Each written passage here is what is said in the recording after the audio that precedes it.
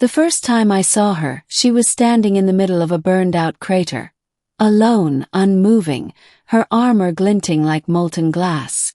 We'd been deployed to the wastelands of Arath 9, a terraformed moon that had turned into a battlefield between humans and an ancient alien empire called the Vereen Dominion. I was part of the human reconnaissance team, tasked with locating any surviving enemy outposts. That day we found one survivor. Or rather, she found us. Beginning, the joke that started it. The Vereen warrior stood motionless among the wreckage of her own destroyed ship. Her armor shimmered with fractal light, layers of silver-blue plates that looked half metal, half living tissue. It moved faintly, as though breathing. "Is that thing alive?" I whispered to my squadmate, Tessa. "Maybe it's a bio-armor," she muttered. "Careful, she's watching." The alien's eyes, glowing faintly violet through her helmet visor, never left us. When we approached with weapons drawn, she didn't resist. She simply stood there, hands raised, and said in perfect standard galactic, "Take me to your commander." Something about her calm voice irritated me. Maybe it was the arrogance. Maybe it was the way she didn't seem afraid, even surrounded by guns. So, like an idiot, I made a joke. "Nice armor," I said, nudging Tessa. "What's that made of?" "Recycled kitchenware." The alien tilted her head, the lights on her armor flickering once, like an eye twitch. "Mockery," she said softly. "A human defense mechanism." The squad laughed, but the alien didn't. She just looked at me directly and said, "You would not mock it if you knew what it was protecting." Something in her tone made my stomach drop. Middle the captive. We brought her back to base, the ruins of an old mining outpost. She refused to give her name, so the others started calling her Echo, because of the strange hum that always accompanied her armor. Days passed.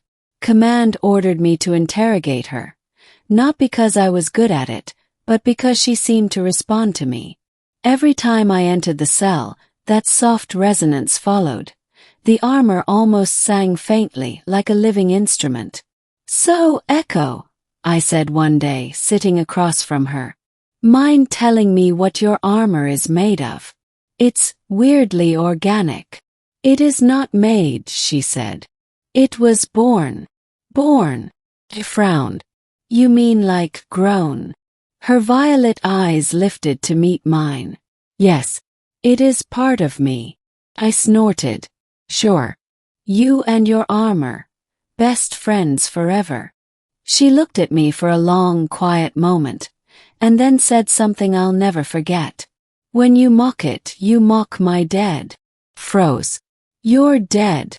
She lowered her head, touching the surface of the armor with her hand. Each Vereen warrior carries the memory of their fallen kin within the shell. It is forged from the living cells of those who gave their lives to protect us.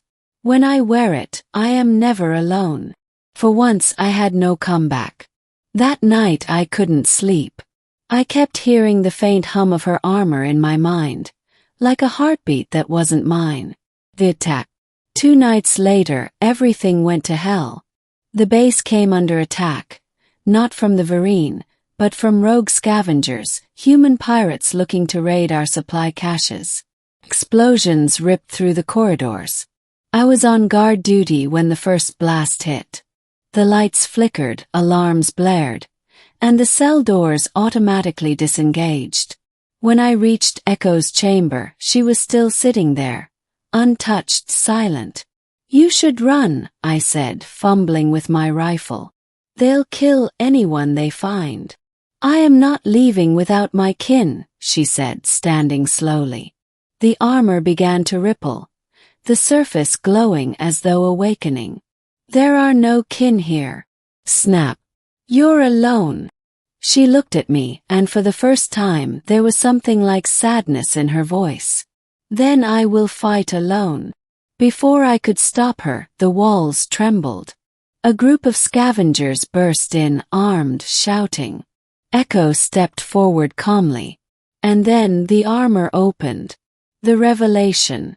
The air shimmered around her as the armor split and unfolded like petals, layers retracting with mechanical precision. Beneath it she was not metal at all. Her skin glowed faintly silver, etched with bioluminescent veins. Her form was both human and not, impossibly symmetrical, her eyes burning with that same violet light, her hair like molten mercury. But what truly froze me was the sound. Hundreds of faint whispers echoing around her, as if the armor had released a chorus of souls. The scavengers opened fire, and the bullets never reached her. The armor reformed instantly, the fragments swarming back to her like a living storm. The metal became liquid light, shaping into tendrils that lashed out, disarming, disabling, never killing. Every movement was terrifyingly graceful. When it was over, the room was silent, filled only with the sound of her armor resettling, breathing again. She turned to me, the faintest trace of a smirk on her lips. "You see now why I do not laugh at death, human." I couldn't speak. What I'd mocked had been a living memorial. Aftermath. Connection. We evacuated the survivors the next morning. Echo helped us fend off another wave of scavengers before the dropships arrived. When it was all over, she stood at the edge of the landing pad, staring at the horizon. I approached quietly. "So, your armor. It's alive," she said. "As I am. As you are. The difference is that mine remembers." I nodded slowly. I didn't understand. I was an ass. She tilted her head. "You were human." There was no anger in her tone, just an odd gentleness. "I mocked something I didn't understand," I said. "And I think I've been doing that my whole life." She looked at me for a long time. Then she reached out and touched my chest, right over my heart.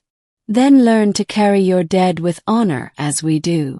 Let memory strengthen, not poison." Her touch left a faint shimmer of light that faded after a moment, a gift or maybe a warning. The dropship arrived. I turned away for just a second, and when I looked back she was gone. Only a faint trace of her armor's hum lingered in the air, ending the memory that stayed. Months passed. I returned to Earth, to the quiet life of a soldier trying to forget. But some nights when the wind is still, I hear that hum again, soft, resonant, familiar. And sometimes when I close my eyes I see her, standing in that crater bathed in violet light, her armor whispering with the voices of the fallen. I used to think armor was just protection. Now I know better. For her it wasn't a shell. It was a promise.